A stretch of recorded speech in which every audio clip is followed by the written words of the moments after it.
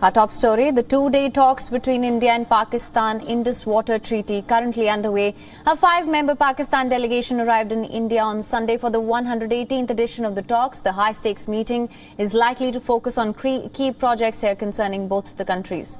Now, the Pakistan delegation, which has been carefully chosen by newly appointed Prime Minister Shehbaz Sharif, is being led by Pakistan Commissioner for Indus Water, Syed Meher Ali Shah. It also includes Chief Engineer of Punjab Irrigation Department, Director General of Met Office, General Manager of Pakistan's National Engineering Services, and Director General of Foreign Affairs Ministry. The Indian side will be headed by India's Indus Water Commissioner A.K. Pal, and Pakistan delegation's visit comes after Indian delegation visited Islamabad for the previous Indus Treaty talks in March. Now, issues like advanced flood information, construction of hydropower projects by India on the west following flowing rivers are likely to be the key point of discussions for both the sides here. The annual report of the Indian Indus Water Commission will also be finalized during these talks.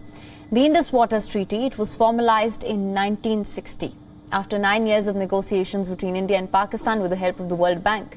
Under this treaty, waters of three eastern rivers, that is the Sutlej, Beas and Ravi, are located to India or for unrestricted use here, while the three western rivers here, which is the Indus, Jhelum and Chenab, go to Pakistan. On top of that, New Delhi also has the right to generate hydroelectricity on the three western rivers. Through the run-of-the-river projects, Pakistan, however, can raise objections to the projects if it wishes to. Water disputes between India and Pakistan, it's been a constant point of tension between the two, from a territorial conflict to fears of future water shortage due to the construction of dams. Both the countries have had their points of differences over the years over this. Despite this, the treaty has been seen as one of the most successful international deals. It has survived frequent political flare-ups and has provided a framework for irrigation and hydropower development for over 5 decades. The treaty also sets out a mechanism for cooperation and information exchange between the two countries regarding their use of the rivers, known as the Permanent Indus Commission.